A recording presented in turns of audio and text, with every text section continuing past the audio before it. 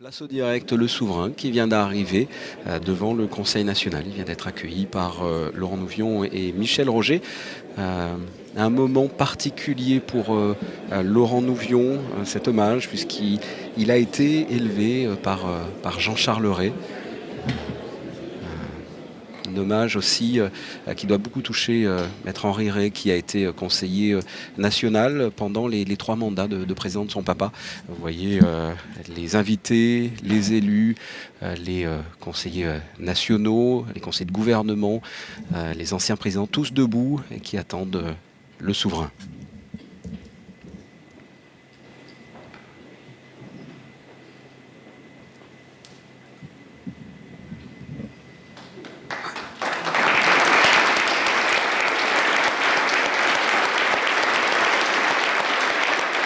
Les applaudissements et dans quelques instants le président du Conseil national, Laurent Nouvion, qui va débuter par un discours.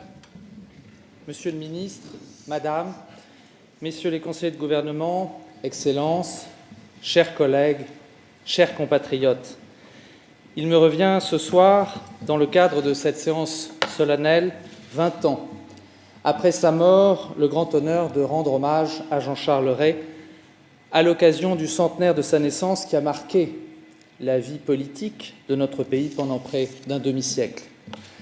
Monseigneur, votre présence ce soir dans cette enceinte est exceptionnelle et particulière.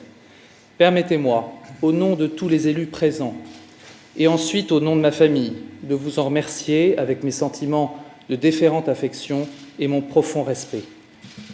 Toutes celles et tous ceux qui ont connu Jean-Charles Ray, ce grand monégasque, quelle que soit leur proximité, ne peuvent oublier le personnage qu'il était, une figure particulière, si particulière.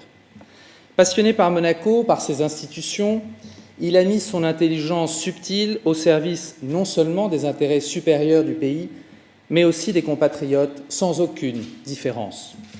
Sa capacité de travail et son autorité naturelle, parfois un peu rude, ne l'ont pas empêché de cultiver une proximité réelle avec tous les Monégasques qui l'ont sollicité comme notaire ou comme élu du pays. Je suis donc particulièrement touché et ému qu'il me revienne ce soir de pouvoir parcourir par le souvenir la vie et l'action publique de Jean-Charles Ray. Il fut d'abord et tout d'abord un juriste. Avocat et docteur en droit, il fut un notaire brillant, respecté et consulté non seulement par ses compatriotes pour ses conseils avisés, mais également par de nombreux acteurs internationaux. Son métier était pour lui une remise en cause quotidienne sur le plan intellectuel, excellent notamment dans les problématiques de droit international privé, alors que nos textes législatifs étaient et sont encore maigres dans ce domaine. La matière juridique, bien qu'extrêmement technique et parfois ingrate, n'avait pas de secret pour lui. Ainsi, il s'est illustré avec son collègue Max Principal à la Commission de réforme des codes pendant des dizaines d'années, sans compter ses nombreux apports à la matière législative dans le cadre du Conseil national. Il avait un attachement non négociable à la primauté de la règle du droit sur l'arbitraire. Pour lui, la loi était sa référence. Le droit était une chose très forte, une colonne vertébrale pour toute sa vie. Ses qualités d'éminent juriste, avant d'être un homme politique engagé, lui ont permis de prendre part à la mise au point des lois organiques d'application de la Constitution en 1962. Ainsi, selon lui, nos structures institutionnelles et juridiques se sont adaptées aux idées et aux besoins contemporains, notre Constitution ayant réalisé l'heureuse synthèse des principes traditionnels de la monarchie, dans lequel notre histoire est enracinée, et de la consécration de la primauté du droit qui caractérise les nations modernes et libérales. Ce sont des paroles qu'il a prononcées pour les 40 ans du règne de son Altesse Sérénissime le Prince Régnier III, place du Palais, en 1989. Dès 1946, alors âgé de 32 ans, il se présente au suffrage de ses compatriotes. À partir de ce jour, il sera élu au premier tour. À l'époque, il y avait 2 tours. aux élections nationales, il sera élu au premier tour pendant toutes ces années. Les Monégasques ne lui ont jamais retiré leur confiance pendant près d'un demi-siècle. À chaque instant de ses mandats successifs, il a toujours été un ardent défenseur, à l'intérieur comme à l'extérieur, de nos particularismes fondateurs et des valeurs qui font ce que Monaco est aujourd'hui. Ainsi, dès 1946, devant la floraison des partis à la Libération, il fut l'artisan d'un recentrage sur les réalités locales, ce qui a eu pour conséquence d'éloigner la principauté d'idéologies étrangères à nos principes. Il s'est également battu aux côtés de Pierre Blanqui et de Louis Aurelia, avec une grande maîtrise lors du douloureux débat dont les conventions monégasques du 15 mai 1963 ont fait l'objet au sein du Conseil national. Il fut président de la Commission des finances pendant près de 20 ans, entre 1950 et 1978. C'est dans le cadre de cette fonction incontournable au sein de la Haute Assemblée qu'il participe aux décisions relatives aux travaux d'aménagement de ce qui va devenir le nouveau quartier du Larvoto.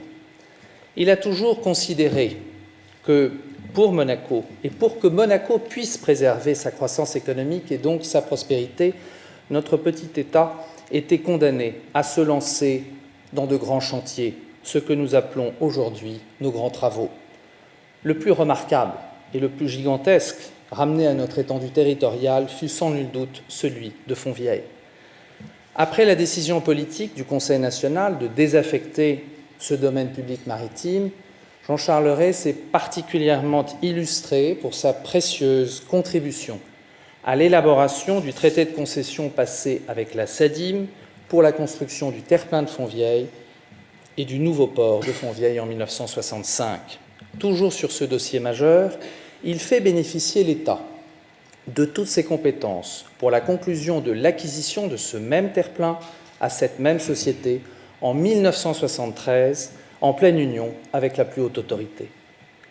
Afin que l'État reprenne le contrôle total de ce monopole concédé, il concourt également au règlement du conflit qui a opposé l'État à un actionnaire turbulent et majoritaire de la SBM, ce qui s'est traduit en 1966 par le vote d'une loi essentielle. Toujours de par ses fonctions à la tête de la Commission des finances et dans le cadre de l'essentielle Commission des placements de fonds, il est un des artisans de la création du Fonds de réserve constitutionnel qui est notre bien le plus précieux pour garantir notre indépendance nationale. Et ceci, quelle que soit la conjoncture économique que nous pourrions traverser. Enfin, il faut saluer que, grâce à sa prudente et clairvoyante conception de la gestion des deniers publics et à sa détermination politique, en accord avec le gouvernement princier, il a été entrepris une ambitieuse politique de construction de logements sociaux devenus domaniaux depuis, que la Haute Assemblée poursuit et développe inlassablement pour le bien de nos compatriotes. N'oublions pas également que sous son impulsion, des lois majeures ont été votées afin d'améliorer l'égalité hommes-femmes et notamment en matière de transmission de la nationalité aux enfants nés de mères monégasques. Jean-Charles Ray est devenu, de par ses qualités et son action, un homme d'État. C'est en 1978, après 32 ans passés au Conseil national, qu'il est élu président. Il le restera jusqu'en 1993, date à laquelle il décida, grâce à une grande hauteur de vue, de ne plus se représenter à l'aube de sa 80e année.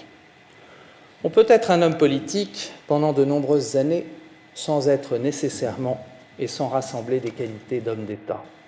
On peut dire aujourd'hui que Jean-Charles Ray occupe une place de choix dans l'histoire de notre pays. Comment ne pas faire référence ce soir aux indéniables qualités dont il a su faire preuve, notamment à l'occasion de la crise politique de 1963 entre la France et Monaco. Il disait d'ailleurs que c'est dans les crises que l'on trouve véritablement l'occasion de s'exprimer. On parle souvent également des intérêts des Monégasques. Voilà un personnage qui a toujours fait preuve d'une franchise, d'une parole claire, ferme. Il était un homme libre, mais responsable.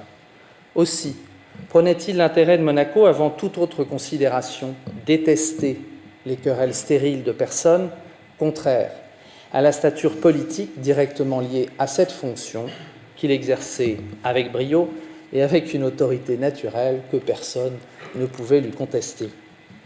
Il a toujours développé une analyse sur les droits et les devoirs dévolus à nos compatriotes. Ainsi pour lui et pour toute cette génération, rien n'était jamais acquis.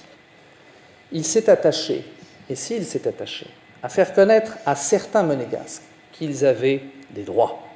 Il rajoutait aussitôt que ceux-ci étaient intimement liés aux devoirs qu'ils avaient en retour envers leur pays, avec leur obligation d'être les meilleurs dans toutes les professions, les plus dignes et les plus exemplaires.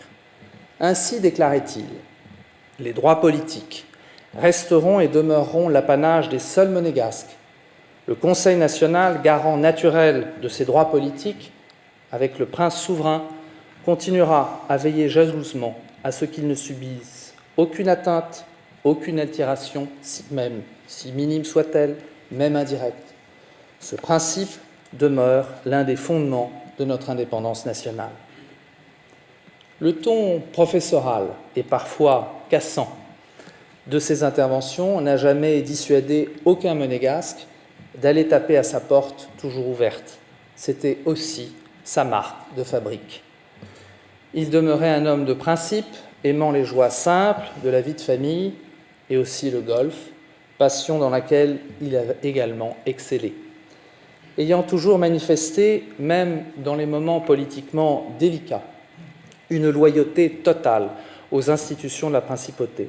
C'est ainsi que le prince Régnier III l'avait élevé au grade de grand officier de l'ordre de Saint-Charles et à celui de commandeur dans l'ordre des Grimaldi. La France a aussi reconnu ses qualités et le soin qu'il a mis à toujours promouvoir l'influence française.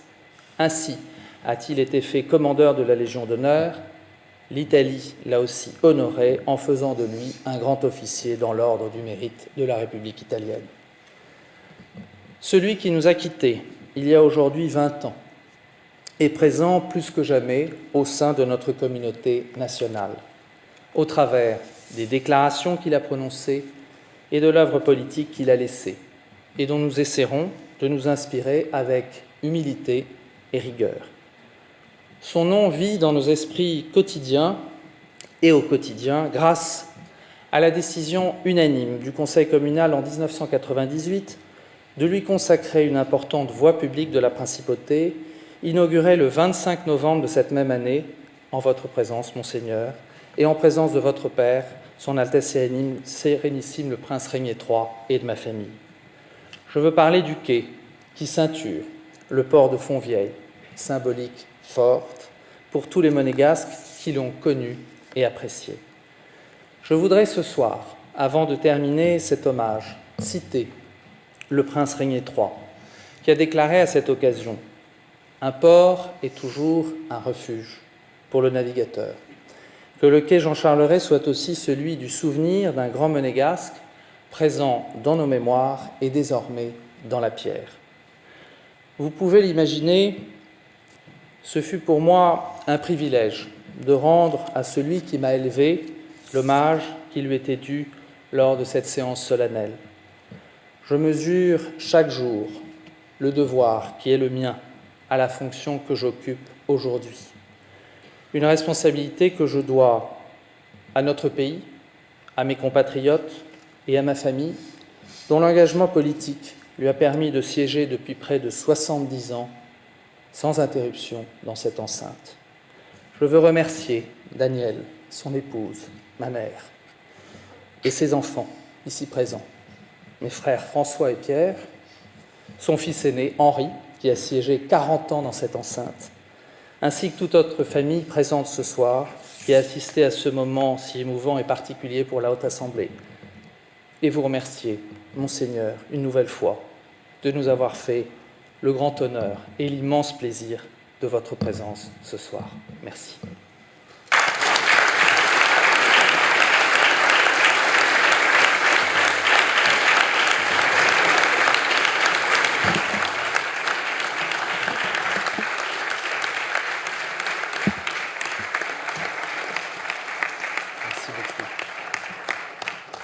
Merci beaucoup. Un petit montage grâce aux archives audiovisuelles, et je voudrais remercier M. Vatrican et toute son équipe, a été fait. Et je vous laisse désormais découvrir quelques images de Jean-Charles Rey lors de moments très importants de la vie politique monégasque.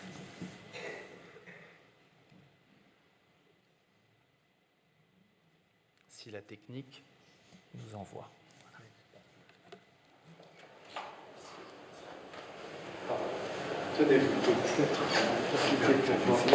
Ah, je suis content que vous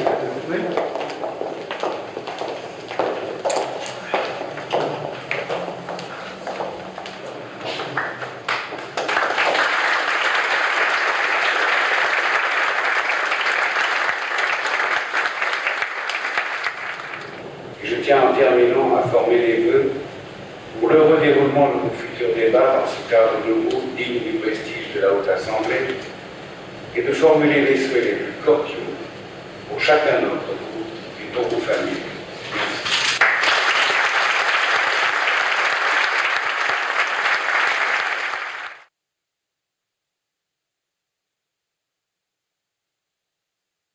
Ainsi aujourd'hui, sont-ils heureux de venir exprimer à votre Altesse leurs respectueuses félicitations à l'occasion du 40e anniversaire de son règne et leur profonde gratitude pour les décennies de stabilité politique que votre sollicitude envers le peuple monégasque et l'adhésion de celui-ci ont engendré.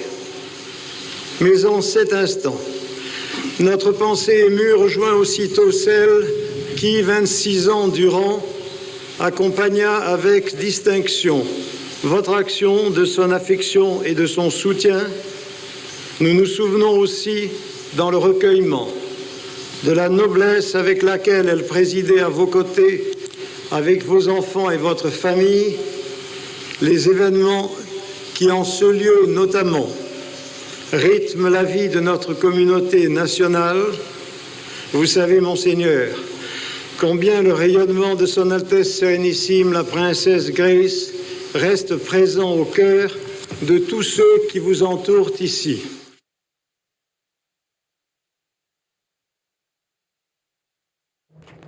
Cérémonie de baptême du quai Jean-Charles Rey ce mardi 24 novembre en présence de leurs Altesses Sérénissimes le Prince souverain et le Prince héréditaire Albert, de son Excellence Monsieur Michel Lévesque, ministre d'État de la Principauté, et de la famille de Maître Jean-Charles Rey. Je remercie Madame Danielle Rey, ses enfants, Madame le maire et son conseil d'avoir voulu et décidé cette dédicace. Un port est toujours un refuge. Que le quai Jean-Charles Rey soit celui d'un souvenir, un souvenir d'un grand monégasque présent dans nos mémoires et désormais dans la pierre. Je vous prie, cher Daniel, de venir dévoiler avec moi cette plaque.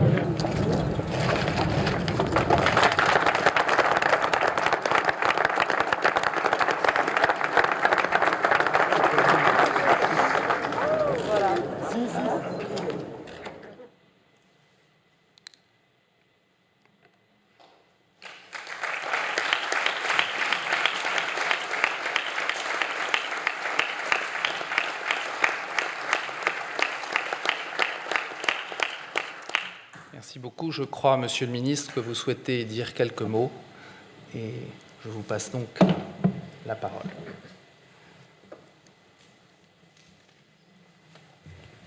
Je vous remercie, Monsieur le Président. Monseigneur, Monsieur le Président, Mesdames et Messieurs les conseillers nationaux, c'est également un honneur tout particulier pour les membres du gouvernement que de participer ce soir en votre présence exceptionnelle, Monseigneur, à cette séance solennelle du Conseil national consacrée à la mémoire de Maître Jean-Charles Rey, qui en assura la présidence pendant 15 ans dans une période marquée pour la principauté de Monaco par de riches et importants moments d'histoire. Je voudrais en tout premier lieu, Monsieur le Président, associer le gouvernement à cet hommage qui vient d'être rendu à ce monégasque qui aura marqué son époque et aura, à la place qui était la sienne, à la hauteur de ses compétences et de ses responsabilités, contribué à bâtir ce qu'est devenu le Monaco d'aujourd'hui grâce à l'impulsion et à la vision toujours éclairée du prince Régnier III. À vous entendre, Monsieur le Président, c'est bien une page importante de l'histoire moderne de Monaco qui a défilé devant nous. Je ne reviendrai pas sur les qualités humaines de l'homme que vous avez évoquées avec justesse et émotion, ni sur celles du juriste éclairé qu'il était, n'ayant pas eu, comme vous et comme de nombreuses personnes présentes dans cet hémicycle ce soir, la chance de le connaître. Je m'attacherai plutôt à son rôle politique dans nos institutions et à sa contribution dans le développement du pays. Il sut, comme c'est le rôle des élus du Conseil national, promouvoir les intérêts des Monégasques, tout en n'oubliant pas, comme vous l'avez souligné vous-même, Monsieur le Président, leur nécessaire devoir. Il prit également la dimension des intérêts supérieurs du pays et accompagna les profondes transformations qu'il a connues, dont la plus éclatante que vous avez rappelée, Monsieur le Président, est, je crois, la création du terre-plein de Fontvieille, qui accueille aujourd'hui de nombreux Monégasques et résidents, à leur plus grande satisfaction, et qui abrite aussi d'importantes surfaces d'activité et de commerce cruciales pour notre économie, sans oublier bien sûr le stade Louis II. Il œuvra parallèlement au renforcement de l'état de droit en principauté. Fier de Monaco et de ses spécificités, il était aussi ouvert aux autres et attaché à l'ancrage du pays dans l'environnement international. Je pense, Monsieur le Président, qu'il était juste et important de rendre ce soir un hommage solennel à cet ancien président du Conseil national qui fut un monégasque de très grande qualité qui œuvra toute sa vie pour son pays. Il doit donc continuer pour nos générations et surtout les générations futures à faire figure d'exemple. Je voudrais, en conclusion, m'adresser à vous, Madame, son épouse, à ses enfants, avec une pensée pour vous, cher Henri Rey, qui avez siégé également de très nombreuses années au sein de cette Assemblée, et à vous, enfin, personnellement, Monsieur le Président. Je souhaiterais vous dire que les pensées du gouvernement vont également vers vous, vous qui êtes si intimement liés à cette personne à laquelle un hommage unanime est rendu ce soir en présence de notre prince souverain. Je vous remercie.